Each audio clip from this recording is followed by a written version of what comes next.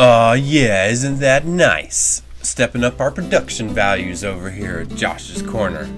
Anyway, today we're going to be tackling printing on all sorts of different types of papers here with the Ghost White toner system. And we're also going to be doing full CMYK and white images on paper just because I can, and why not?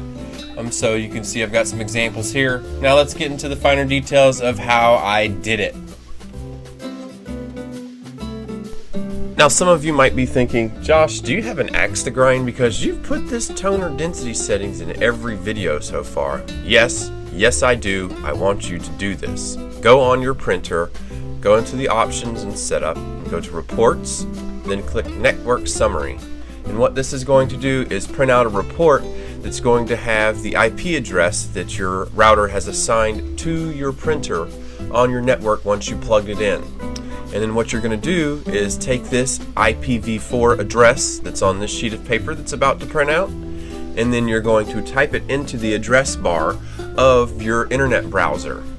And what this is going to do, it's going to take you to your printer settings. And yes, your printer has to be plugged into or connected to your network for this IPv4 address to fill up. And when it does, you'll look right over to the right and type it in your address bar up here. You can see I typed in mine. It was 192.168.1.7. And then from there, you want to click the System tab, and then click where it says Print Density.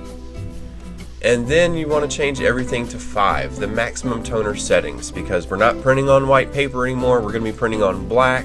We're going to be printing on transparent, and we want to lay down as much toner as possible. So this is where you do that. Change it right here. One of the most commonly overlooked things that I see is people forgetting to change their media type and media settings, and that can cause you to have some issues like this because we're not printing on normal white paper, and you might be doing some different sizes. So I use the bottom tray to do my sizes because they've got some predetermined markers in here, and I can find around the closest size to get my envelopes and things like that. To change your media size settings, you're going to do that inside the printer settings right here, inside whatever program you're using, or you could also do it on the printer physically itself. Then you can also change your media type, same way. It can be changed inside your printer settings in whatever program you're using, and then you can also physically change it on the printer itself. So you've got an option. But it's very important that you choose the correct media type so that it slows down the fuser and the toner adheres to the media properly, so you don't end up with things like this.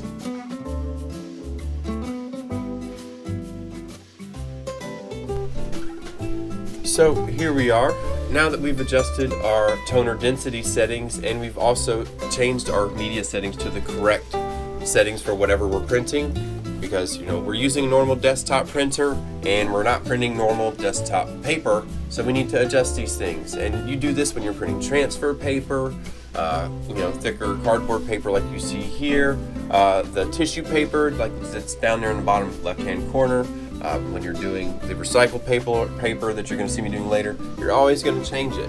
Now I'll go ahead and tell you, I had it set on color laser transparency. That's pretty much my go-to everything. I use it for my forever paper, for creating t-shirts, and it worked just fine for printing here, because what it does is it actually lays down enough toner with the density, and then it also slows down the speed that it feeds the paper through the printer, and then allows the toner enough time to fuse to the paper once it's going through the fuser. And here you can see I decided to get fancy and add cyan, yellow, magenta, and black on top of the white layer. So I ran the paper through twice. And you can see some of my other videos on the channel that'll show you how to do that for using the Forever Laser Dark. I do this a lot. But yeah, it can be done. And so right there you can see this Ghost little $750 Ghost printer, when you get it packaged with the toner cartridge and everything, has the same printer or same underprinting capabilities as an Oki printer. So you can get that from this little $700 printer.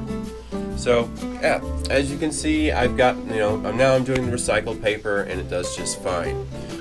When I actually loaded in that black envelope earlier that you saw me printed on, I did that while I was resizing it, and I had already sent a print job through, so it took it before I could film it. So you're not actually going to see me printing that or pulling it out of the printer. You're only going to see it in this shot here, where I've got it over here on the right side, and that's why you'll see that it doesn't actually cover up the entire envelope, because I was printing something much smaller when I put it in there and didn't mean to send it through. So that's, using the Ghost White toner system to print on white. I'm using the M452DW, and the Ghost, it makes white toner cartridges for all different types of printers. If you're looking for something brighter, I would suggest maybe going and looking at the Uninet, but it's a little bit more expensive. But if you're looking to print on paper, Ghost is pretty much going to give you the same printing capabilities as an Oki printer. Except you can use it with a lot of different type of desktop printers. So, nice stuff here, as you can see. It works on paper. You just have to make sure you have the correct media settings selected when you do this. If you have more curiosity about Ghost White Toner and some of the other things that you can do with laser transfer, feel free to check out some of the other videos on my channel. Thank you again for watching. Have a wonderful day.